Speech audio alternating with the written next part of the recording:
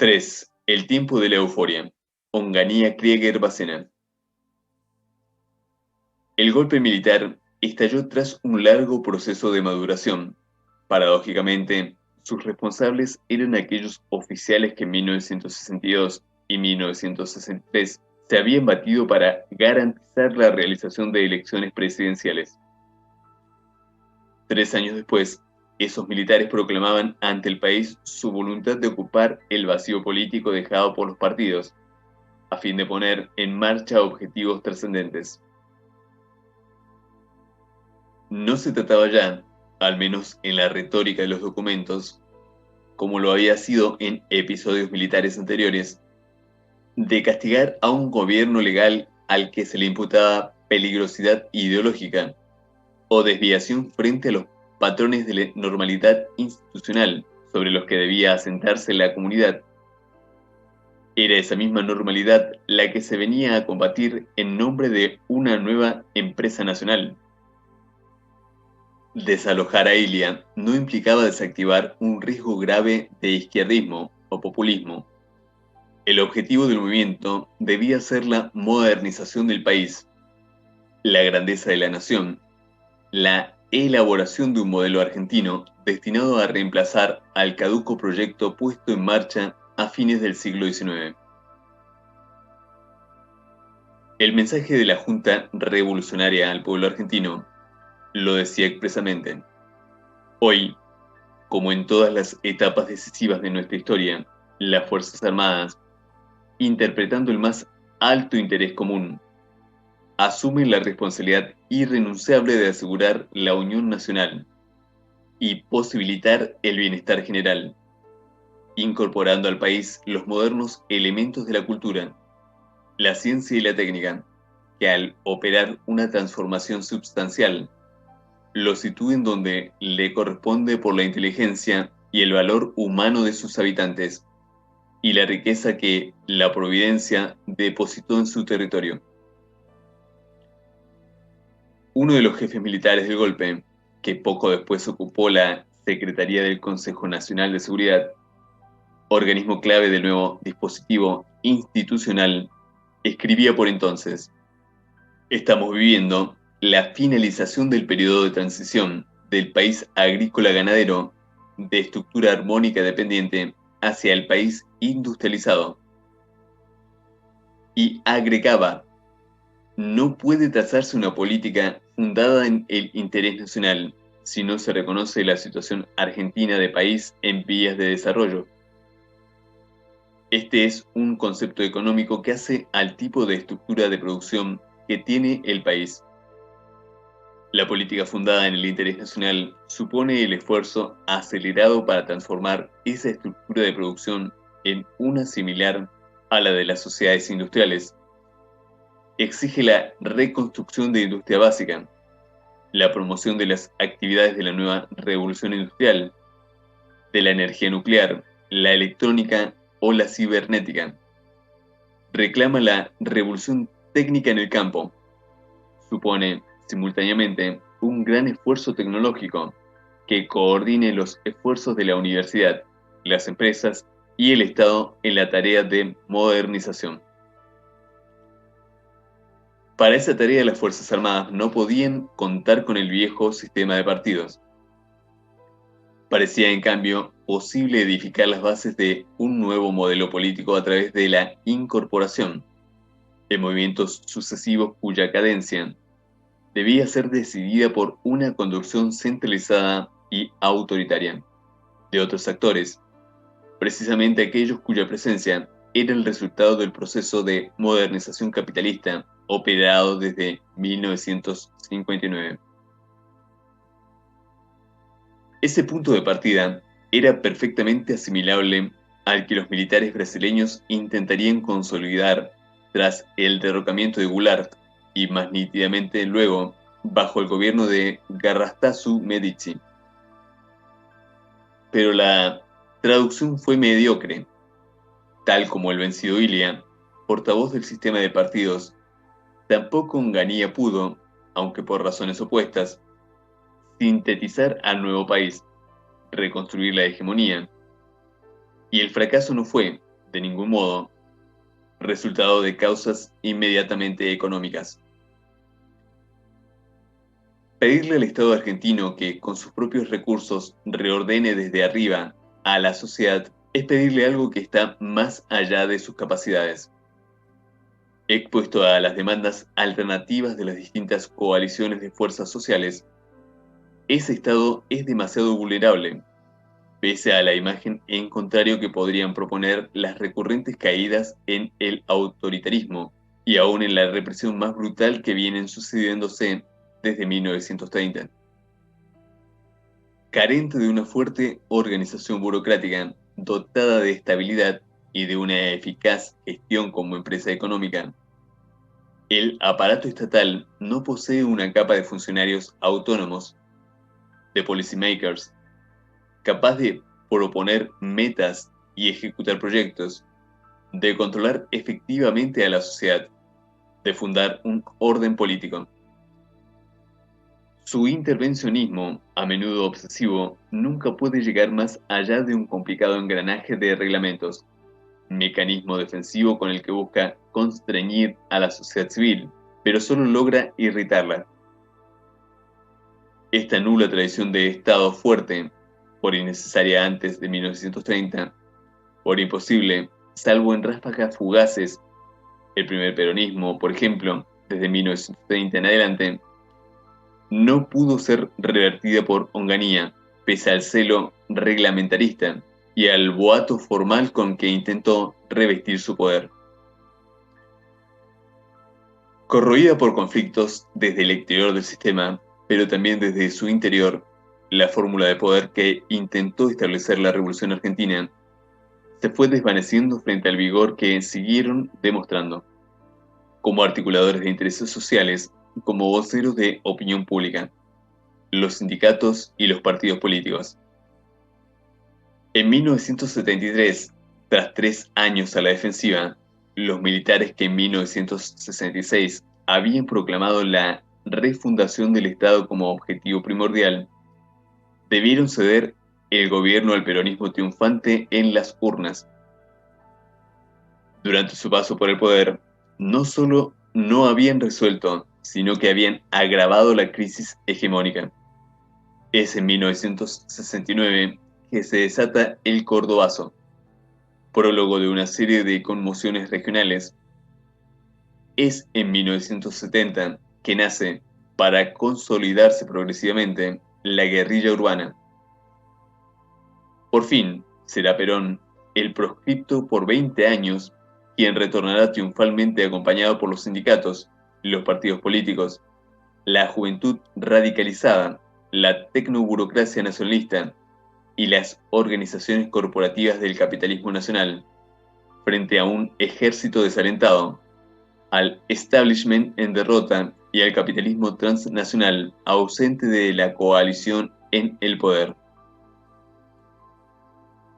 Al acometer su empresa, los ideólogos de la Revolución Argentina intentaron esquematizar sus objetivos a través de una dialéctica de 3 tiempos sucesivos: el tiempo económico, el tiempo social y el tiempo político.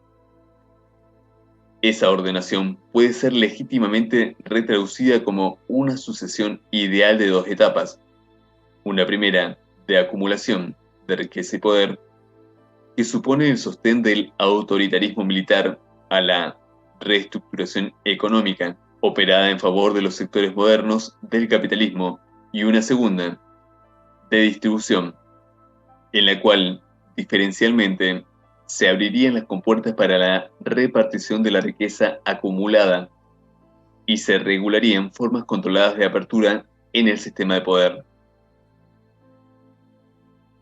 Uno de los principales propagandistas del nuevo modelo habría de sintetizar sus contenidos señalando lúcidamente que lo que buscaba consolidarse en la Argentina era una oligarquía político-militar empresaria, empeñada en asegurar el proceso de industrialización a través de grandes inversiones en la infraestructura, y dispuesto a contener, por lo tanto, las prematuras presiones de los sectores populares.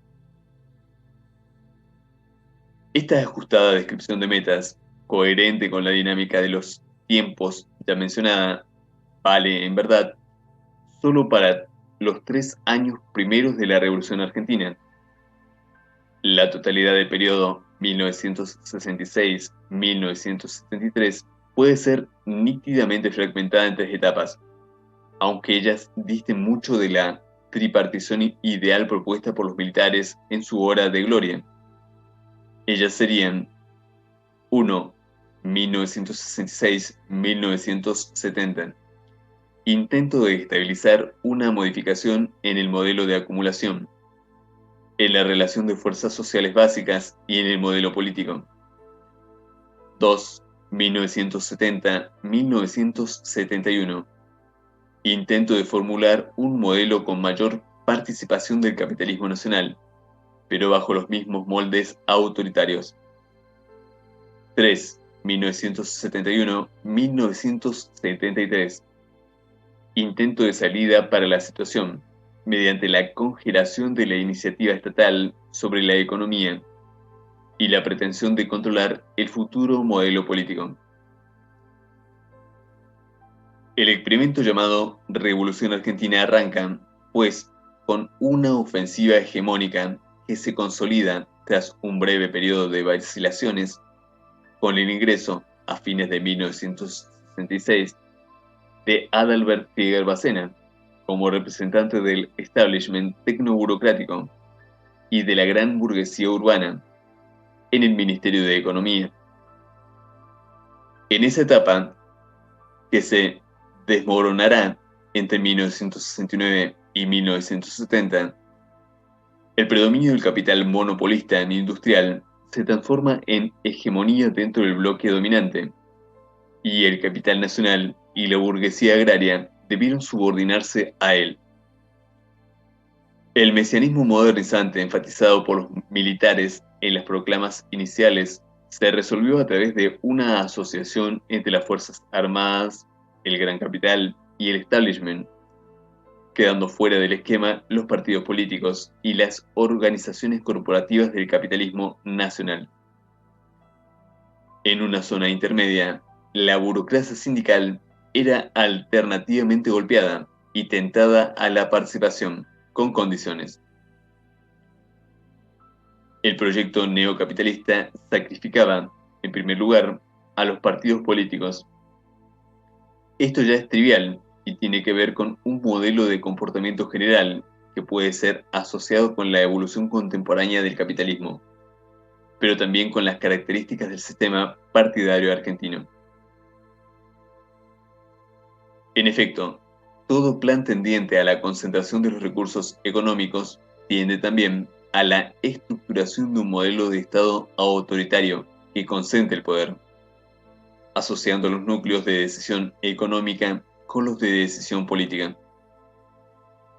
Los partidos políticos, como categoría institucional, suponen la vigencia de un sistema particular de toma de decisiones. Ese sistema incluye, básicamente, un escenario y determinadas condiciones para su constitución. Ese escenario es el Parlamento y su condición de existencia, la consulta electoral periódica. Ambos elementos conforman un espacio en el que confluyen múltiples intereses particularistas. El único recinto social en el que las clases y fracciones de clase, económicamente subordinadas, pueden llegar a predominar políticamente. En esta suma de intereses particularistas se incluyen también, por supuesto, los del gran capital, pero la condición de su presencia es la del compromiso permanente. Un compromiso que debe abarcar, además, a intereses de las clases y fracciones dominadas, porque las consultas electorales periódicas suponen la asunción, aunque fuere retórica, de intereses universalistas. La elaboración de un proyecto hegemónico por parte de los sectores más concentrados del moderno capitalismo no pasa por ese escenario, propio del capitalismo competitivo. Se desplaza hacia otros centros de decisión, la tecnoburocracia estatal, las Fuerzas Armadas, aún la burocracia sindical, con la que está relacionada a través de la negociación económica. La descripción, ciertamente obvia, de la crisis de las instituciones parlamentarias y del sistema de representación de intereses por los partidos puede ser especificada para el caso argentino de los años 60. La lógica de esa nueva fase de acumulación del capital buscó subordinar a ese mercado político desajustado con respecto al mercado económico, a esa institución concurrencial a la que confluyen las presiones de todos los sectores en que se divide la clase dominante, para que de sus cenizas se alzara la autoridad del Ejecutivo, exponente de una coalición entre Fuerzas Armadas y establishment. En el caso argentino, por diversas razones que no se analizarán acá, los partidos tienden a ser la forma más nítida de articulación política de sus intereses para el viejo capitalismo nacional, urbano y rural, considerado como conjunto. Representan, además, al liberalismo ideológico de las clases medias, a ese substratum democratizante que se mueve en los pliegues de la sociedad argentina desde su constitución como espacio social abierto tras la ola inmigratoria de fines del siglo pasado y principios del actual. Estas características socioculturales que apuntalan el hoy desfalleciente pero no muerto pluralismo de la sociedad argentina y que impidieron a las fracciones superiores de las clases dominantes construir una derecha política moderna, obligan a un arrasamiento de la representación partidaria cada vez que la fracción predominante en la economía busca estructurar un orden hegemónico, reemplazándola por la emergencia de las Fuerzas Armadas como eje posible de una nueva coalición. Expresivos de una zona intermedia en las relaciones de fuerza, los partidos políticos aparecen como una institución ejemplar del empate, incapacitados como ordenadores de ninguna hegemonía estable. Son instrumentos eficaces para bloquear la posibilidad de salidas alternativas. Pero en el momento de ofensiva del gran capital, al iniciarse la Revolución Argentina, no tenían otra opción que el repliegue. La disolución de todos los partidos políticos crea, sin embargo, un hecho inédito. Por primera vez desde 1955, el peronismo sale de su aislamiento, al compartir con el resto la situación de exclusión, con una ventaja diferencial. Al no ser desarticulados sus sindicatos, mantenía un canal de expresión del que carecían los demás partidos. Es en esas condiciones que se pone en marcha el plan Krieger-Bacena. En su discurso de marzo de 1967, anunciando la nueva política, quedaban fijados los rasgos del proyecto y anticipadas sus consecuencias sociales. Lo que buscan las autoridades del país es evitar la transferencia de ingresos en gran escala de unos sectores a otros. Dentro de cada sector se desea premiar a los más eficientes y que este premio sea el resultado de su propio esfuerzo. ¿Cuáles fueron los resultados de ese intento? Es legítimo anotar, en primer lugar, que el equipo de Krieger-Bacena fue el único que realizó un esfuerzo coherente, sistemático y global para forzar desde el Estado un proceso de recomposición hegemónica a favor de las fracciones superiores de la burguesía urbana, consolidada económicamente en los años 60. El reinado del capital monopolista, entendido como proyecto racionalizador del funcionamiento de la totalidad del sistema económico, supone, y ese era el sentido de las palabras de Krieger-Bacena, la eliminación de lo periférico, de lo artificial. En tanto, el ciclo industrializante, posterior a la crisis de 1930, permitió la coexistencia de distintas fracciones de la clase dominante. El nuevo modelo supone, en cambio, tensiones y rupturas graves en el interior de los sectores propietarios. Si desde la perspectiva de los asalariados, el plan conlleva una política que en sus primeros tramos rebaja sus ingresos reales, en el interior de la burguesía, la racionalización de Krieger-Bacena implicó una transferencia en la distribución de la plusvalía en perjuicio de los sectores medianos y pequeños del capitalismo urbano, así como los propietarios de tierras de la zona pampeana, proceso al que se superpuso un corte regional caracterizado por un flujo permanente de ingresos en favor del litoral y en detrimento del interior. Un supuesto para el desarrollo de esa política, de tal modo agresiva, es que los primeros sacrificios, tras una etapa de disciplina forzosa, pueden superarse a no muy largo plazo y crear así las bases para una ampliación del consenso y, por lo tanto, de las bases sociales del poder. El plan organiza, por lo tanto, una carrera contra el tiempo, y su éxito o su fracaso dependen de la fortaleza del Estado para controlar la velocidad del movimiento de dos factores: el rechazo al proyecto por los perjudicados y la recolección de los frutos implícitos en sus metas desarrollistas, para permitir los necesarios reajustes consensuales. En la Argentina, el primer factor desbordó la capacidad de contención del Estado, obligando, desde mediados de 1969, a un repliegue del proyecto hegemónico.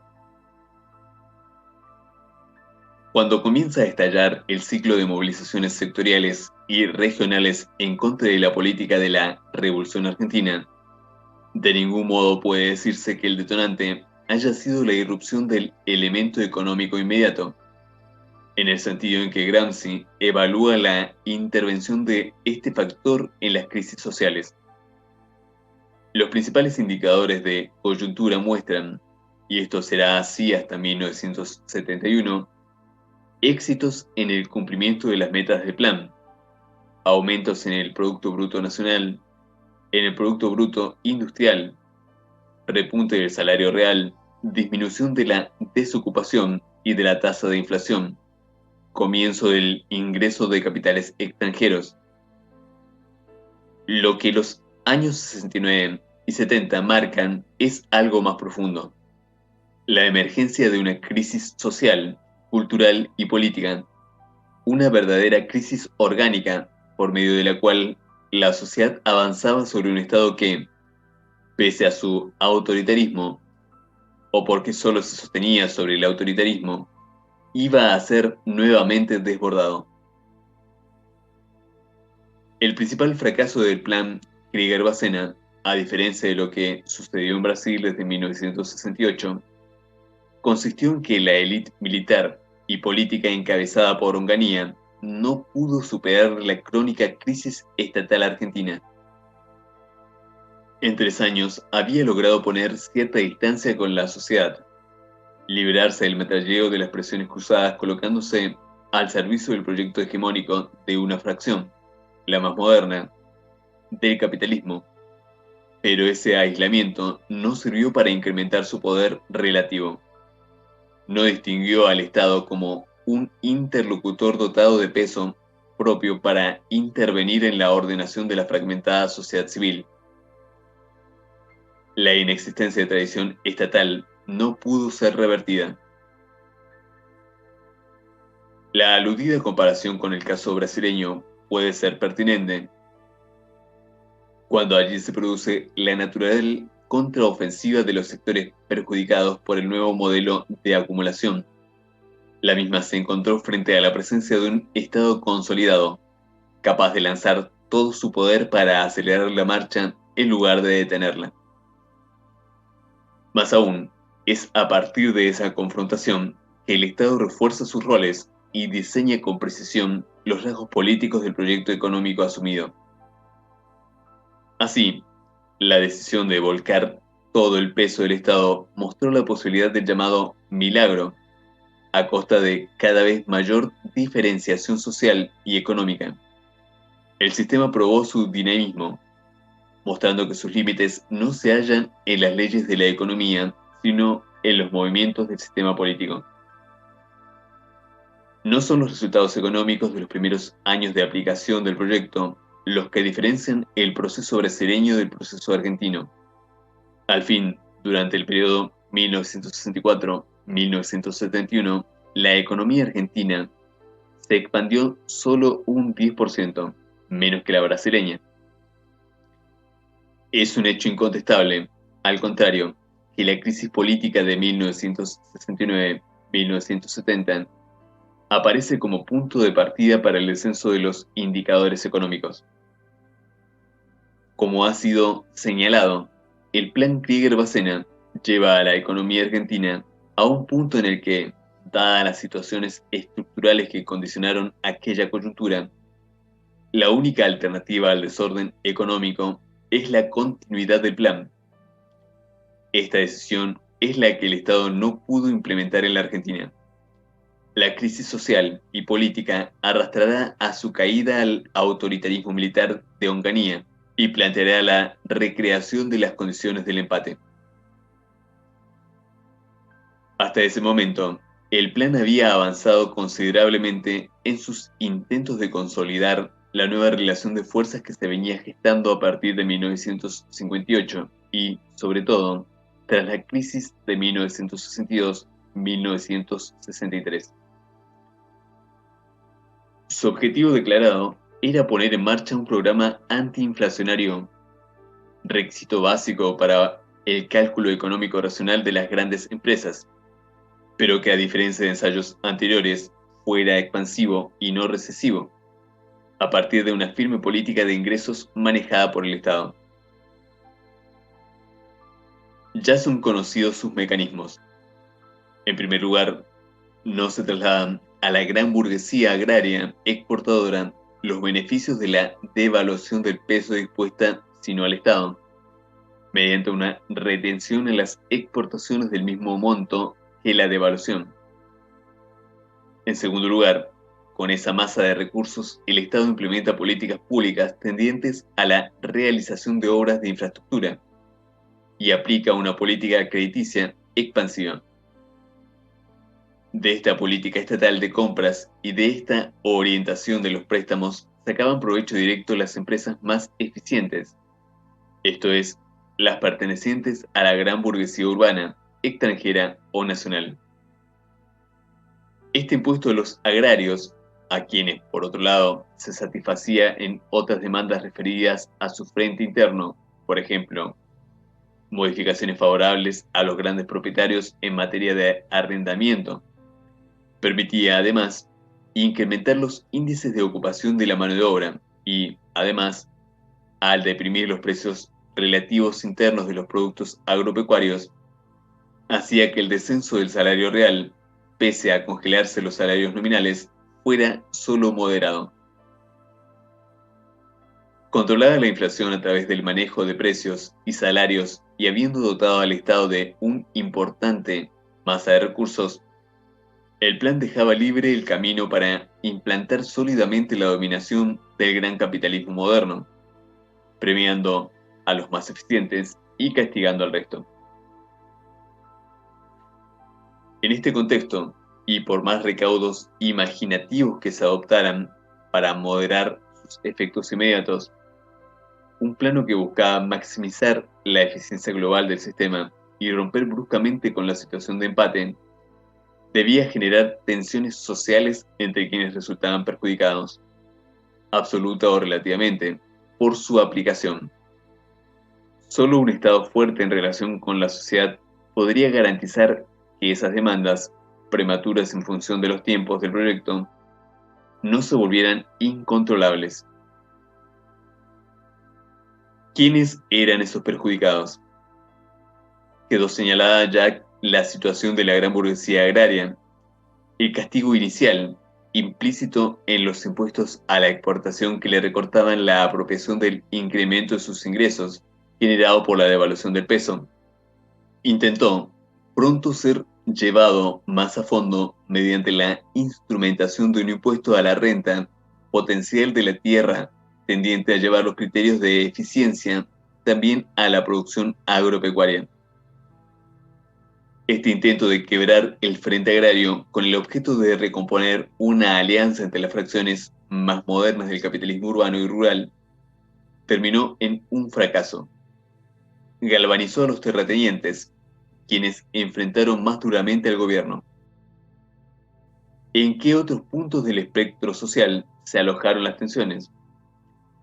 Se mencionó también a los asalariados, aunque a un nivel demasiado global que deberá ser desagregado. Pero el precio de modernización y racionalización que la lógica de la hegemonía monopolista intentaba cobrar a otros sectores no se agotaba allí. Es que hay ciertos elementos de ella sobre los que no es posible transar sin riesgo de desbaratar totalmente el proyecto. El proceso de concentración que ese tipo de desarrollo genera en nombre de la eficiencia lleva al derrumbe de la pequeña y mediana empresa y a acentuar los seculares desequilibrios regionales. La racionalización del funcionamiento del Estado como organización burocrática, por su parte, acarrea un proceso de deterioro de los asalariados que dependen de sus engranajes. Todos esos costos sociales pueden ser sobrellevados si la capacidad de presión efectiva de estos sectores sobre el Estado es baja, o si encuentran dificultades para articular acciones de protesta que vinculen sus demandas particulares. Ninguna de estas dos razones opera en la Argentina. La complejidad de la sociedad civil, medida por el grado de organización de los intereses particulares, por su capacidad de presión en todos los niveles de las relaciones sociales, por la permeabilidad para la recomposición permanente de coaliciones entre los distintos actores, generó la acumulación de puntos de ruptura de origen diverso. Los reclamos del capital pequeño y mediano y de la burguesía agraria, las explosiones regionales que abarcaban zonas de desigual desarrollo económico, político y social, la situación de los asalariados, más perjudicados por los intentos de superexplotación al interior de las plantas que por el deterioro de sus salarios reales, y el descontento generalizado de las capas medias, expropiadas políticamente por el autoritarismo estatal, crearon una acumulación de fuerzas opositoras tan poderosa, abrieron una crisis social tan honda, que precipitó la fractura del monolitismo militar. A partir de esta grieta, apuró sus pasos la burocracia sindical y, luego, el sistema de partidos. La crisis puso a flor de piel las antiguas contradicciones en el interior de las Fuerzas Armadas, expresivas de aquellas tensiones ideológicas que, sobre todo el ejército, viene arrastrando desde los años 40 y que se vinculan con la no resolución de sus dilemas políticos en cuanto a los objetivos que debe plantearse frente a la sociedad. Finalmente, fue en el ejército donde nació el nacionalpopulismo argentino, y esa matriz no desaparecerá nunca del todo. Cuando en 1966, convencidas del fracaso de los partidos políticos para superar la crisis de hegemonía, las Fuerzas Armadas deciden ocupar el poder para poner en marcha un proyecto de grandeza nacional en sociedad con el establishment que representaba al gran capital monopolista, traducen esa coalición en términos de doctrina militar. Las relaciones de la institución con el universo de las clases siempre se hallan mediadas por la ideología. Como aparato del Estado que debe justificar la especificidad de sus acciones en términos de las necesidades de la nación y no de sus parcialidades. Las Fuerzas Armadas siguen siempre una determinada doctrina que le otorga sentido a su función y en la que tratan de socializar a sus cuadros. Es a través de esa ideología que puede reconstruirse la relación de las Fuerzas Armadas con otras fuerzas sociales y, por lo tanto, la coincidencia o disidencia con intereses de clase expresados como proyecto. La consolidación nacionalista y distribucionista del proceso de industrialización por sustitución de importaciones que tiene lugar durante la década peronista se articulaba ajustadamente con la doctrina militar predominante entonces en el ejército, basada en el concepto clásico de nación en armas, y en la hipótesis de guerra provocada por un enemigo externo. Ponía énfasis, por lo tanto, no solo en la necesidad de autosuficiencia económica, sino también en la necesidad de control nacional sobre el sistema de decisiones.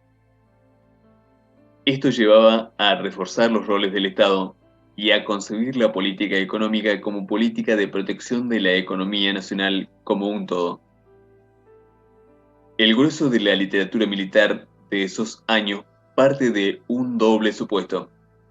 No implica solamente crecimiento económico, sino también control estatal sobre las decisiones básicas de inversión. Hacia los años 60, esa doctrina cambia, tras un periodo en que las Fuerzas Armadas se desintegran en pugnas internas. Un nuevo proyecto, cuyas condiciones organizacionales son planteadas en 1962-1963, reemplaza al anterior. A partir de las teorías norteamericanas sobre la contrainsurgencia, la conexión entre seguridad y desarrollo pasa a ser la nueva clase estratégica. El enemigo se ha interiorizado. El enfrentamiento básico tiene lugar dentro de las fronteras. La función principal de las Fuerzas Armadas es garantizar la seguridad. A partir de esto, aunque manteniendo el énfasis sobre la necesidad de crecimiento industrial, porque este es un respaldo de la seguridad, el principio del control nacional sobre las decisiones económicas pasa a segundo plano. No importa quién dirija el desarrollo. Lo decisivo es que las estructuras de la nación se modernicen. Estos cambios en la orientación estratégica de las Fuerzas Armadas coinciden con el proceso de consolidación monopolista en las ramas más dinámicas de la industria. En su urgencia modernizante, las Fuerzas Armadas coinciden con el proyecto del establishment. En tanto, si no se plantea la alternativa de que sea el Estado quien tome en sus manos los centros principales de acumulación, la empresa desarrollista deberá recaer forzosamente en los sectores privados más concentrados, los únicos que tienen capacidad para dinamizar un proyecto económico expansivo y eficiente.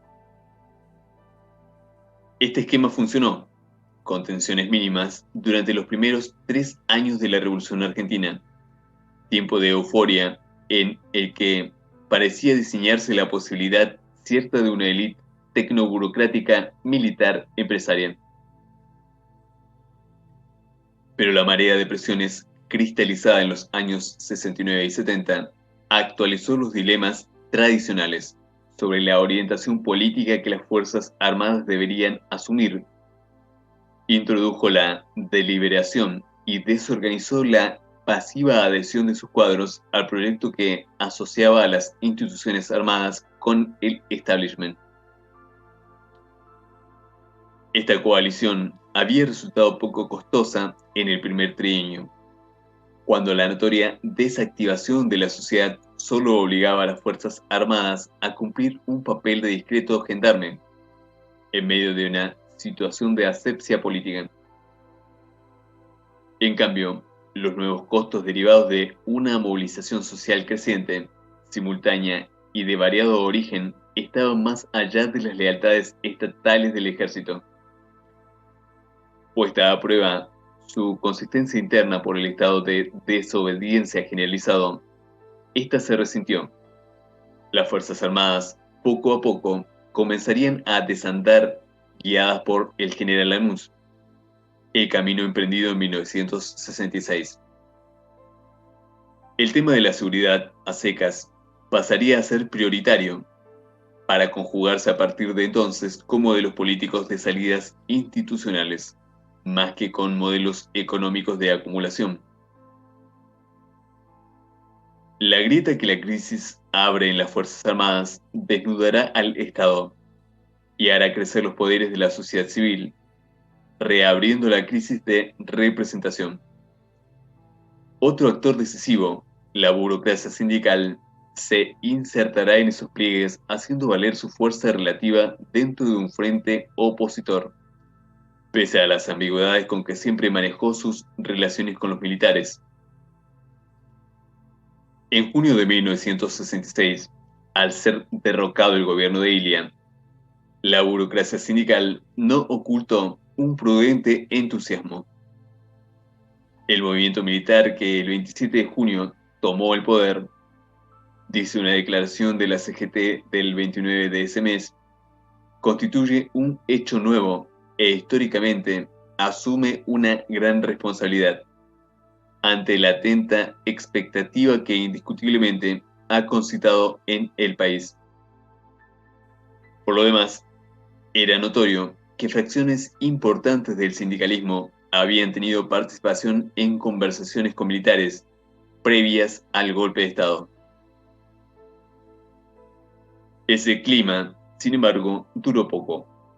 La primera ofensiva descargada contra los asalariados tendió a desmantelar drásticamente las zonas de ineficiencia del sistema económico. Puertos, ferrocarriles, industria azucarera tucumana. En un principio la burocracia sindical trató de mantener lazos de negociación, especulando con la posibilidad de ganar para su causa a oficiales nacionalistas del ejército, pero poco a poco debió endurecer su posición. Un enfrentamiento frontal estaba condenado al fracaso, y así sucedió. En marzo de 1967, la CGT se rinde frente al gobierno y levanta una huelga general de 48 horas, sin condiciones. Pocos días después recibe el golpe de gracia. Krieger Bacena liquida por 2 años las convenciones colectivas de trabajo, estableciendo que durante ese periodo será el Estado quien fijará los ingresos de los asalariados.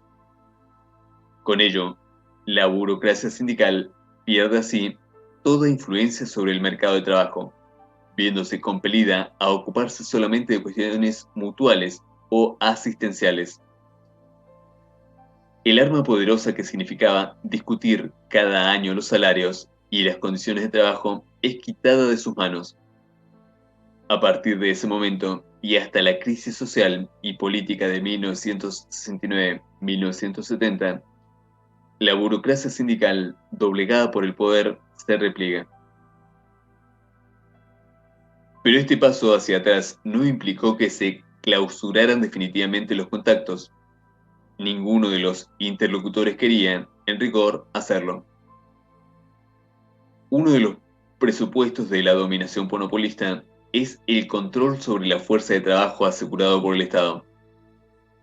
Pero si ese objetivo pasa por una primera etapa de disciplina forzosa, sostenida sobre la violencia, reconoce una segunda, de participación, una política de ingresos rigurosa, como la que aplica Krieger Bacena, obviamente opaca el rol de los sindicatos.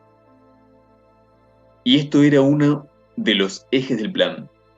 El eficiente funcionamiento de la política de ingresos, señalaba el ministro, es primordial para el desarrollo con estabilidad y aun cuando, aisladamente, cada uno pueda pretender más de lo que le corresponde en esa transición, el gobierno ha de mantenerse inflexible ante presiones que, analizadas en conjunto y desde un plano superior, no son atendibles.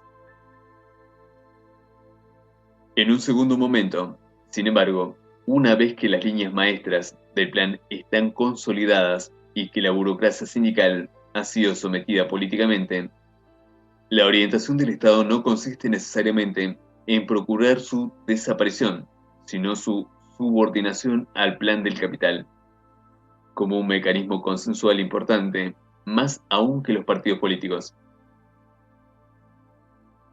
La burocracia sindical, a la defensiva, no cuestionó excesivamente ese rol secundario.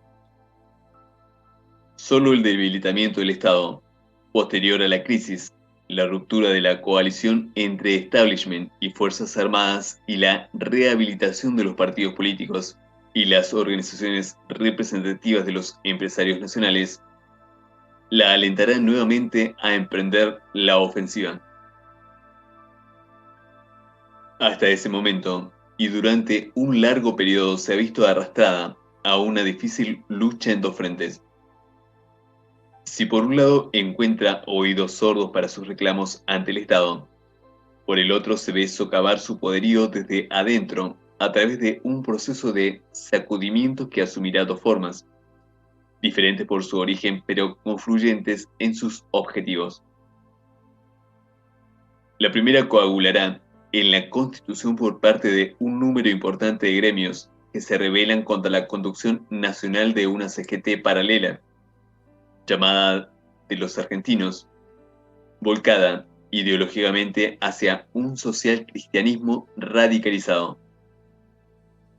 La segunda implicará más un alzamiento de bases que de direcciones sindicales que llevará el nombre de clasismo, en el que creará notoriamente la influencia del socialismo marxista llevada por pequeños grupos políticos de la izquierda. Ambas rebeliones internas se ligaban con la impotencia de la burocracia sindical, por su sometimiento frente al Estado, pero también por su insuficiencia estratégica para canalizar la protesta obrera frente a las principales contradicciones que el modelo de acumulación generaba en los asalariados. La CGT de los argentinos expresaba, en efecto, el descontento de aquellos sectores de la fuerza de trabajo empleados en las ramas o zonas que el plan económico calificaba como ineficientes, trabajadores del Estado, ferrocarrileros, obreros de las regiones críticas sometidas a racionalización, como Tucumán, por ejemplo, que el impulso modernizante buscaba redimensionar o hacer desaparecer. Salvo excepciones, se trataba de gremios pequeños, ligados a los servicios o a formas arcaicas de producción, pero de gran capacidad por el mensaje ideológico que transmitían, para movilizar a otras capas, estudiantes, intelectuales, sectores radicalizados de la Iglesia. El clasismo, en cambio, implicaba un tipo de movilización obrera opuesto. Sus protagonistas eran los trabajadores de las industrias de punta, generadas o expandidas después de 1958, y su centro era Córdoba, la ciudad que más bruscamente vivió el impacto de la modernización. El eje de sus reclamos no era el salario ni la ocupación. El clasismo venía a incorporar al debate sindical argentino, desde la democracia directa con que relacionaba a dirigentes y bases, reivindicaciones cualitativas que la centralizada burocracia sindical era incapaz de asumir. Sus reclamos tenían que ver con temas que pueden ser agrupados en la discusión sobre la condición obrera en general y sobre el control que los trabajadores deben ejercer en relación con la actividad productiva en las grandes empresas, determinación de los ritmos de producción, de los tiempos y de los sistemas de job evaluation, del ambiente de trabajo, de las condiciones de salubridad. Era una lucha contra el autoritarismo en la fábrica, que naturalmente se vinculaba con la lucha contra el autoritarismo en la sociedad. Problemas nuevos, alojados más en la empresa que en el mercado, que acompañaban al modelo de desarrollo monopolista y que los sindicatos a nivel de rama se encontraban con carencias de todo tipo para negociar.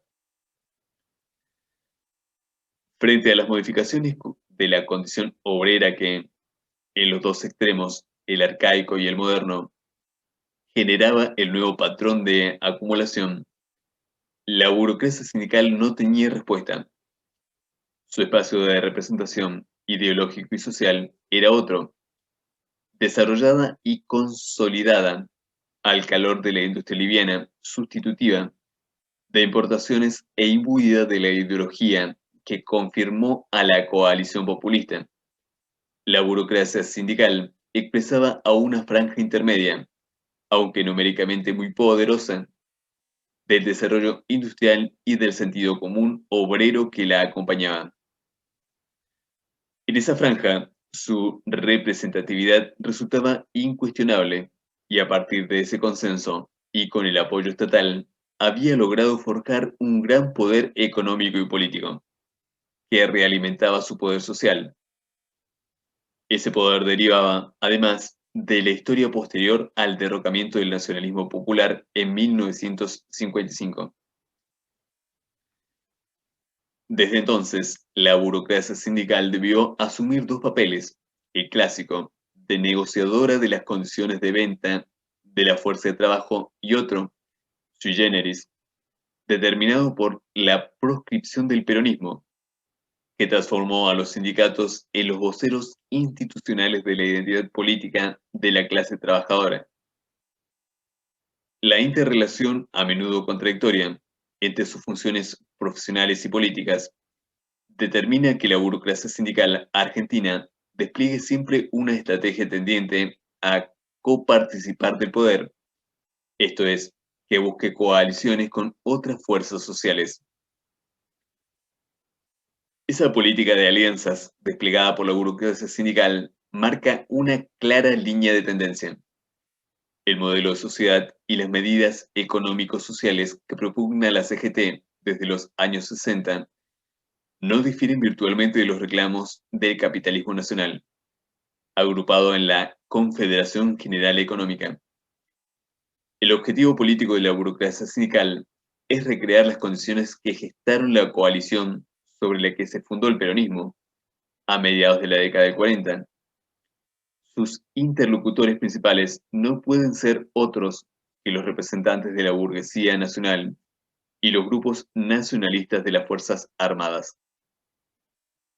El horizonte de su programa es la protección del mercado interno, la defensa de la capacidad de consumo de las grandes masas de trabajadores generadas durante la industrialización sustitutiva. En ese sentido, el nacionalismo popular de la CGT, que la lleva a ser el eje del bloque social con el empresariado nacional, es algo más que un movimiento táctico o una decisión oportunista. Es la forma específica con que la burocracia sindical busca asumir la representación política de las masas peronistas. Es su proyecto de poder. Por todo esto, en la primera etapa de la Revolución Argentina, su capacidad de maniobra era escasa. Debía ver, con ojos perplejos, el ascenso de la CGT de los argentinos y del clasismo como intentos de respuesta para nuevas preguntas planteadas por la realidad que ella no podía asumir, que acaso ni entendía. Su probabilidad de recuperación quedaba atada a una crisis general que pusiera en primer plano sus recursos de actor político, su capacidad para ser eje de una coalición de fuerzas nacionales. Eso es lo que va a suceder desde 1970. A partir de allí, ya liquidada la CGT de los argentinos e incapacitado el clasismo para salir de su condición prepolítica, crecerá la influencia de la burocracia sindical como centro por su número, por su riqueza económica, por su capacidad de movilización, muy superior a la de los partidos, de un programa de coincidencias con las organizaciones del empresariado nacional y con los partidos, en una serie de pactos programáticos que decidirán el fin de la Revolución Argentina.